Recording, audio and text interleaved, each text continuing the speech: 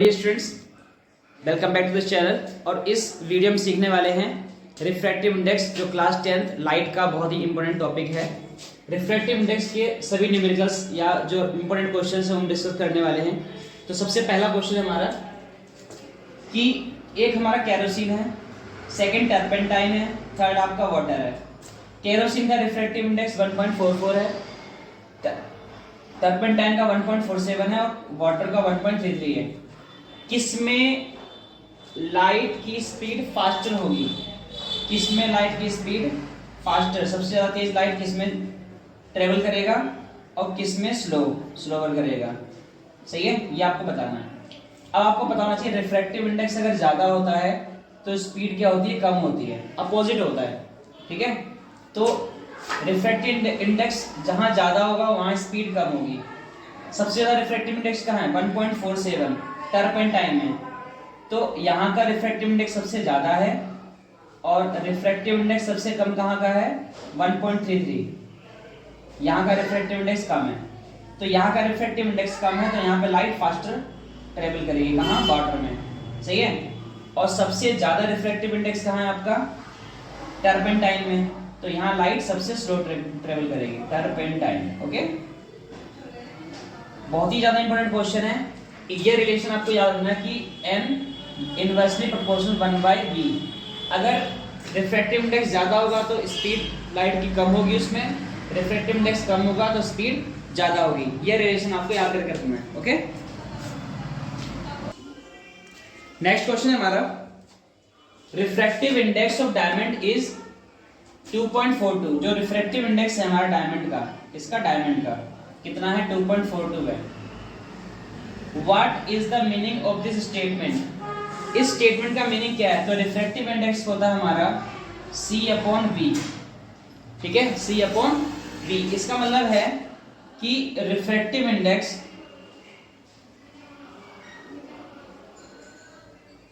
Index of diamond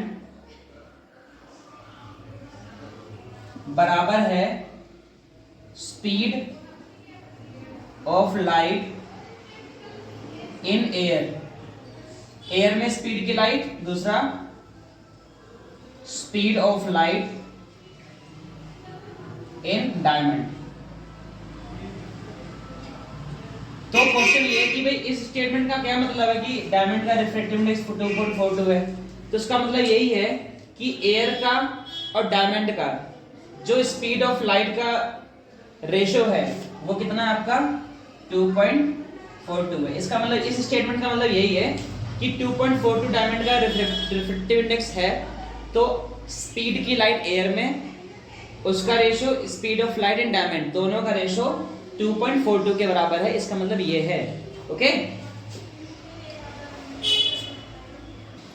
next question है, what is the unit of refractive index? Refractive index का ऐसा unit क्या होता है? तो आपने पढ़ा भी, n होता है आपका C/V, या फिर स्पीड ऑफ मीडियम 1 तो स्पीड ऑफ मीडियम 2। ये रिफ्रैक्टिव इंडेक्स का फॉर्मूला होता है। अब देखो, वो ऊपर भी स्पीड है और नीचे भी स्पीड है। ऊपर हमारा मीटर पर सेकंड होगा, नीचे भी मीटर पर सेकंड होगा, दोनों आपस में कट जाएंगे। तो इसका यूनिट बचा कहाँ? तो it has no unit. It has no unit, कोई भी इसका यूनिट नहीं होता है। सही है, वेरी वेरी इंपॉर्टेंट क्वेश्चन है, कर लेना सर। नेक्स्ट क्वेश्चन पे आते हैं। वाटर का रिफ्रैक्टिव इंडेक्स 1.33 है, केरोसिन का रिफ्रैक्टिव इंडेक्स 1.44 है। Okay, a ray enters from kerosene oil to water. एक रे ऑफ लाइट है, केरोसिन ऑयल से वाटर में एंटर करता है। तो पहले आप बना लोगे, इसे मान लेते हैं कि केरोसिन ऑयल है और नीचे बना लिया हमने कि ये वाटर है। सही है, यहां वाटर है। अब ये परपेंडिकुलर, अगर रे लाइट इससे एंटर होती है केरोसिन ऑयल से वाटर में, वाटर के अंदर अगर जाती है, ये हमारा वाटर है। ठीक है, ये हमारा केरोसिन है। Where would light bend and why? तो लाइट किधर बेंड होगी? आपको पता है कि वाटर का रिफ्रैक्टिव इंडेक्स कितना है? 1.33 है। केरोसिन का कितना है? 1.44 है। 1.44 ये हमारा केरोसिन है। अब डेंसिटी किसकी ज्यादा है, रिफ्रैक्टिव इंडेक्स किसका ज्यादा है, इसका। स्पीड किसकी ज्यादा होगी, इसमें होगी। जहां पे रिफ्रैक्टिव इंडेक्स कम होगा स्पीड ज्यादा होती है वहां पे, ठीक है। तो आप इन दोनों में रेयरर कौन सा और डेंसर कौन सा, ये होगा आपका रेयरर और ये होगा आपका डेंसर, डेंसर मीडियम, ठीक है। अब कोई भी लाइट डेंसर से रेयरर में जाता है तो सीधे ना जाके वो अवे मतलब दूर हट जाएगा, ठीक है। कहां हट जाएगा, दूर। सीधे लाइट जा रही है हमारी ऐसे, आपको लगता है सीधी जानी चाहिए थी, बट सीधे ना जाके ये अवे नॉर्मल, ये नॉर्मल से दूर हट जाएगा, नॉर्मल, सही है। क्योंकि इसका रिफ्रैक्टिव इंडेक्स कम है तो यहाँ स्पीड ज्यादा होगी, ठीक है। तो ये क्वेश्चन बहुत इंपॉर्टेंट है। डेंसर से रेयरर में कभी भी लाइट जाती है तो नॉर्मल से अवे, अवे मतलब दूर हट जाती है, ये आपका कॉन्सेप्ट था, ओके। नेक्स्ट क्वेश्चन पे आते हैं। इसमें लिखा है विच इज ऑप्टिकली डेंसर। एक मीडियम M1 है जिसका रिफ्रैक्टिव इंडेक्स है 1.77, मीडियम M2 है जिसका रिफ्रैक्टिव इंडेक्स है 1.36। ऑप्टिकली डेंसर कौन सा होगा, जिसकी डेंसिटी ज्यादा होगी वो ऑप्टिकली डेंसर होगा, तो जिसका रिफ्रैक्टिव इंडेक्स ज्यादा होता है। सो M1 is optically denser, optically denser. तो बच्चों ये रिलेशन है, आपको याद रखना है कि n 1/v के इनवर्सली प्रोपोर्शनल होता है। अगर n अगर ज्यादा है रिफ्रैक्टिव इंडेक्स तो स्पीड कम होगी, अगर रिफ्रैक्टिव इंडेक्स कम है तो स्पीड ज्यादा होगी, ठीक है, मीडियम में। और सेकंड रिलेशन ये है डेंसिटी का, अगर किसी की रिफ्रैक्टिव इंडेक्स ज्यादा है तो डेंसिटी ज्यादा होगी, रिफ्रैक्टिव इंडेक्स कम है तो डेंसिटी कम होगी। तो ऑप्टिकली डेंसर कौन होगा, ऑब्वियसली जिसकी रिफ्रैक्टिव इंडेक्स ज्यादा होगा। तो मीडियम 1 इज ऑप्टिकली डेंसर। अब अगर मीडियम 1 हम बनाते हैं यहाँ पे, मीडियम 1 और दूसरा बनाते हैं मीडियम 2। अब M1 की डेंसिटी क्या है, ज्यादा है M2 से, तो यहां से रे अगर जाएगी, इसकी डेंसिटी ज्यादा है, इसकी डेंसिटी कम है, तो अभी जैसे लास्ट क्वेश्चन में सिखाया, ये नॉर्मल से दूर हट जाएगा, नॉर्मल से दूर हट जाएगा, अवे द नॉर्मल हो जाएगा शिफ्ट, ठीक है। तो ये क्वेश्चन था, आपको बताना था कौन सा ऑप्टिकली डेंसर है, तो आपका M1 मीडियम ऑप्टिकली डेंसर होगा। नेक्स्ट क्वेश्चन पे आते हैं। इसमें लिखा है speed of light in water. Water में लाइट की स्पीड कितनी है, इतनी है। स्पीड कहाँ, वाटर में कितना है, 2.25 10 की पावर 8 मीटर पर second, okay. Speed in vacuum, vacuum जो है उसमें हम स्पीड को क्या लेते हैं, c लेते हैं, जो कि है 3 × 10 की पावर 8 मीटर पर सेकेंड। आपको निकालना रिफ्रैक्टिव इंडेक्स। कभी भी जब वैक्यूम होता है और एक मीडियम होता है तो रिफ्रैक्टिव इंडेक्स का फॉर्मूला क्या लगाते हैं, n = c/v। n आपको निकालना है रिफ्रैक्टिव इंडेक्स कितना होगा वाटर का, ठीक है। तो वाटर की स्पीड नीचे है, वाटर की स्पीड कितनी है 2.25 10 की पावर 8। c की स्पीड कितनी है, वैक्यूम में लाइट की स्पीड 3 × 10 की पावर 8, सही है, मीटर पर सेकेंड। 10 की पावर 8 10 की पावर 8 कट जाएगा, 2.25 दो के बाद डेसिमल है तो यहाँ पे लग जाएगा 100, ऊपर 300 है, नीचे 225 है। इनको काट सकते हो 5 से, या तो डिवाइड कर लो तो आंसर आएगा 1.33। मतलब वाटर की जो रिफ्रैक्टिव इंडेक्स होगा वो आपका 1.33 आएगा। बहुत ही ज्यादा इंपॉर्टेंट क्वेश्चन है, अच्छे से नोट करो, कॉपी में साथ साथ नोट करते जाओ, ठीक है। अगला क्वेश्चन बहुत ही ज्यादा बेहतरीन क्वेश्चन है, सबसे हटके। Refractive index of water, water का रिफ्रैक्टिव इंडेक्स कितना है, that is 1.33, okay. Refractive index of kerosene, kerosene का रिफ्रैक्टिव इंडेक्स कितना है 1.44। Calculate refractive index of kerosene, kerosene का निकालना है with respect to water, water respect में। केरोसिन का निकालना है किसके, वाटर के रिस्पेक्ट में। तो जिसका रिफ्रैक्टिव इंडेक्स निकालते हैं, किसका निकालते हैं हम? वाटर का। तो वाटर का रिफ्रैक्टिव इंडेक्स ऊपर रहेगा, जिसके रिस्पेक्ट में निकालेंगे वो रहेगा आपका डिवाइड में। सही है। तो वाटर का रिफ्रैक्टिव इंडेक्स है दैट इज 1.33 और इसका है 1.44। सही है। इसको आप डिवाइड करो।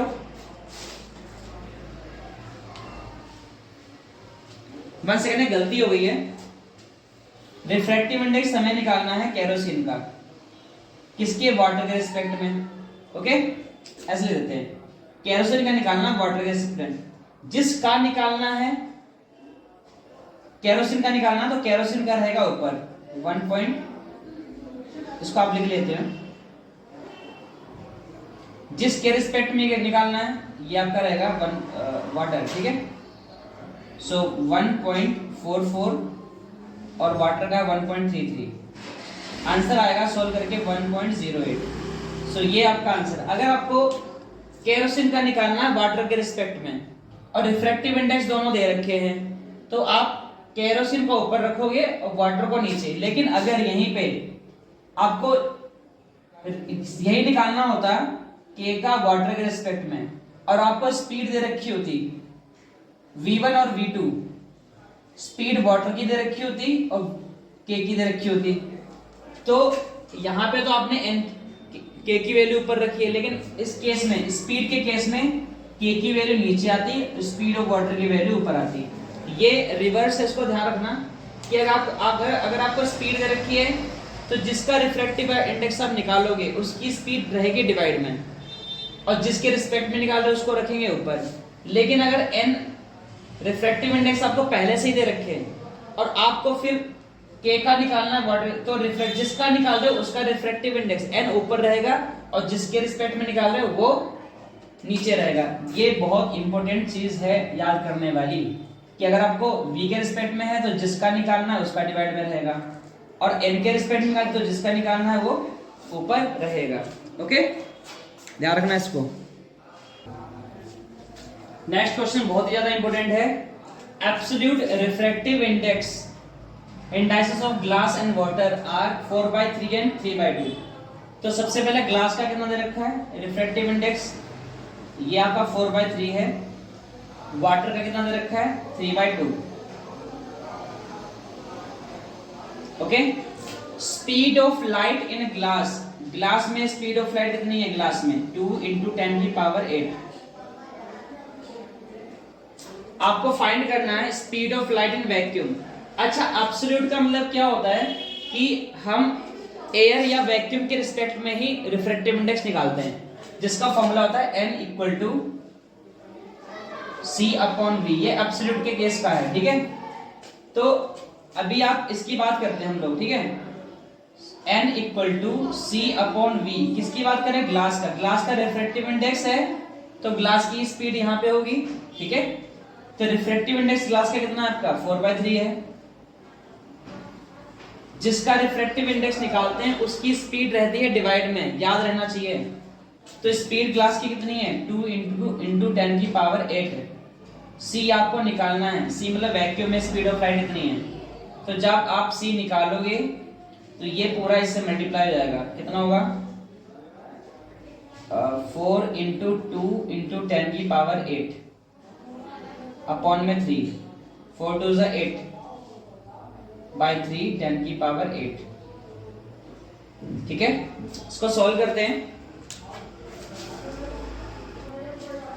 इनको डिवाइड कर लो तो आएगा 2.67 10⁸ मीटर/सेकेंड। तो ये स्पीड ऑफ लाएगा इनको डिवाइड करके। ठीक है, 8/3 को डिवाइड करके। इसी तरीके से वैक्यूम का आपने निकाल लिया, अब आपको निकालना वाटर की स्पीड। आ जाओ यहाँ पे। तो रिफ्रैक्टिव इंडेक्स वाटर का दे रखा है c/v/w। ग्लास का दे रखा था तो ग्लास की स्पीड नीचे रहेगी। वाटर का रिफ्रैक्टिव इंडेक्स आपको यूज करना है तो वाटर की स्पीड नीचे रहेगी डिनोमिनेटर में। ठीक है। c क्यों ले रहे हैं? क्योंकि एब्सोल्यूट दे रखा है, इसलिए c आपको न्यूमरेटर में लेना पड़ेगा। कितनी वैल्यू है nw की 3/2। c आपको फाइंड करना है, सॉरी सी तो आपका आ गया है ना 2.67 10 की पावर 8 और वाटर में स्पीड ऑफ लाइट निकालना है वी डब्ल्यू आपको निकालना है। सी आप सिंपल सॉल्यूशन के लिए सी की वैल्यू ले सकते हो 3 इंटू 10 की पावर 8। सही है, एस्टिमेट हमें यही अज्यूम करके चलते हैं कैलकुलेशन सिंपल करने के लिए। तो 3 इंटू 10 की पावर 8। अब क्या करोगे, इसको आप इधर ले आओ 3/2 V W equal to 3 into 10 की पावर 8। 3 से 3 हम काट सकते हैं, 2 नीचे वाला कहाँ आएगा मल्टीप्लाई में, है ना। तो ये आंसर आएगा 2 इंटू 10 की पावर 8। तो वाटर में स्पीड की लाइट कितनी होगी 2 इंटू 10 की power 8। Very very important question. और अगर आप सी की ये वैल्यू लिखना चाहते हो तो ये भी लिख सकते हो, कोई प्रॉब्लम नहीं है। इसको अगर आप लिखोगे तो वही 2.67 10 की पावर 8 आ जाएगा, ठीक है। फिर इसको हम काट नहीं सकते, 3/2 वी डब्ल्यू 2.67 10 की पावर 8। 2 इधर मल्टीप्लाई में चला जाएगा, वी डब्ल्यू हमें निकालना है, ठीक है। 2 इससे मल्टीप्लाई जाएगा, 2 इंटू 2.2 इंटू 2.67 10 की पावर 8 और डिवाइड में आएगा 2। सॉरी ये 3 जो है ये डिवाइड में आएगा आपका, सही है। इनको मल्टीप्लाई करके डिवाइड करेंगे तो आंसर आपका आएगा, कैलकुलेट करते हैं 1.78 10 की पावर 8, ये आपका आंसर आएगा, ठीक है। करेक्ट कर लेना से। नेक्स्ट क्वेश्चन पे आते हैं। Speed of light in air, air में स्पीड ऑफ लाइट कितना है 3 इंटू 10 की पावर 8 मीटर पर second. Speed of light in liquid, कोई लिक्विड है उसमें स्पीड ऑफ लाइट कितनी है 2 इंटू 10 की पावर 8। और आपको कैलकुलेट करना रिफ्रैक्टिव इंडेक्स एन फाइंड करना है। तो एन का फॉर्मूला होता है सी अपॉन वी, ठीक है। सी कितना है आपका 3 इंटू 10 की पावर 8, वी कितना है 2 इंटू 10 की पावर 8, ओके। ये आपका कैंसिल आउट हो जाएगा तो एन की वैल्यू कितनी आएगी 1.5। ये आपका करेक्ट आंसर है, अच्छे से समझ लो। तो फाइनली मैंने सभी इंपॉर्टेंट क्वेश्चंस इस एक्सरसाइज के इस टॉपिक के मैंने आपको करा दिए हैं, और जो भी आपको डाउट लगता है उसको कमेंट बॉक्स में ले सकते हैं। उसके बाद एक बहुत इंपॉर्टेंट चीज को मैं रिपीट करता हूं, इस वीडियो में मैंने नहीं बताया, फिर से सुन लीजिए। एब्सोल्यूट रिफ्रैक्टिव इंडेक्स का मतलब क्या होता है, एब्सोल्यूट रिफ्रैक्टिव इंडेक्स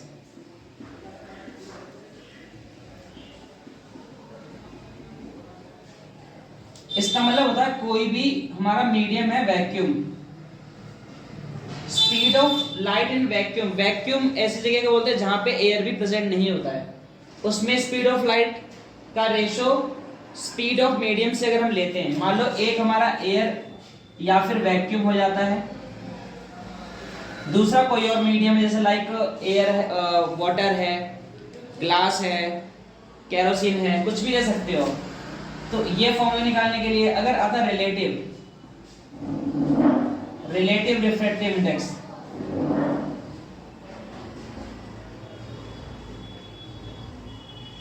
तो जब रिलेटिव की बात करते हो तो यहाँ पे वैक्यूम या फिर एयर की बात नहीं होती है, ठीक है। वैक्यूम या एयर को आप भूल जाओ। यहाँ पे दो मीडियम होंगे जिसमें एयर और वैक्यूम शामिल नहीं होगा। ग्लास या वाटर हो सकता है, वाटर केरोसिन हो सकता है, ठीक है।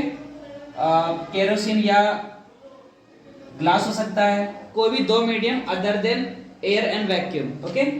तो वहां पे अगर दो मीडियम है तो फर्स्ट मीडियम का अगर रिफ्रैक्टिव इंडेक्स निकालते हो फर्स्ट का 2 के रिस्पेक्ट में, तो मैंने बोला जिसका निकालोगे उसकी स्पीड रहेगी डिनोमिनेटर में, तो 1 की स्पीड रहेगी डिवाइड में और 2 की स्पीड रहेगी ऊपर।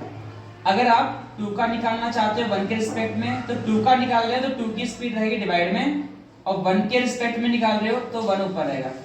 2 का रिफ्रैक्टिव इंडेक्स है तो 2 की स्पीड नीचे है, 1 का रिफ्रैक्टिव इंडेक्स है तो 1 की स्पीड नीचे है। इन दोनों को अगर मैं मल्टीप्लाई कर लेता हूं, फर्स्ट का रिफ्रैक्टिव इंडेक्स 2 का रिफ्रैक्टिव इंडेक्स, तो इसकी वैल्यू क्या आती है v2 अपॉन v1, इसकी वैल्यू क्या है V1 अपॉन V2। तो आपको दिख रहा होगा ये आपस में कट जाएगा, ये आपस में कट जाएगा, इसका मतलब N12 N21 ये आएगा आपका 1 के इक्वल। सो N अगर रिफ्रैक्टिव इंडेक्स अगर 1 का है निकालना चाहते हो तो ये इसके अपॉन में चला जाएगा, सही है, रेसिप्रोकल होते हैं। लाइक अगर एक ग्लास है, ग्लास का सपोज करो रिफ्रैक्टिव इंडेक्स है 1.2, वाटर के रिस्पेक्ट में ग्लास का रिफ्रैक्टिव इंडेक्स वाटर के रिस्पेक्ट में 1.2 है, तो वाटर का रिफ्रैक्टिव इंडेक्स ग्लास के रिस्पेक्ट में कितना होगा, इसका आप क्या कर दोगे, रेसिप्रोकल 1/1 अपॉन में कर देना, ठीक है, समझ गए। ग्लास का वाटर के रिस्पेक्ट में अगर 1/2 है तो वाटर का ग्लास के रिस्पेक्ट में कितना होगा, 1 अपॉन कर लेना, ठीक है। इस तरीके से अगर रिफ्रैक्टिव इंडेक्स केरोसिन का वाटर के रिस्पेक्ट में एग्जांपल ले लेते हैं 1.3 है, तो वही वाटर का रिफ्रैक्टिव इंडेक्स केरोसिन के रिस्पेक्ट में 1/1.3 होगा। तो अगर एक का दे रखा है दूसरा निकालना बहुत इजी है। तो हर टाइप के क्वेश्चन आते हैं, बाकी आप प्रैक्टिस कर लेना सैंपल पेपर से। तो आई होप आपको वीडियो समझ में आया होगा, और अच्छे से वीडियो लाइक करो, शेयर करो, सब्सक्राइब करो, और अच्छे से अच्छे जम के एग्जाम्स की तैयारी करो, ठीक है। ये लाइफ में मौका आपको दोबारा नहीं मिलेगा पढ़ने का, तो अच्छे से पढ़ो और अपने मार्क्स अच्छे से अच्छे लाओ। Thank you.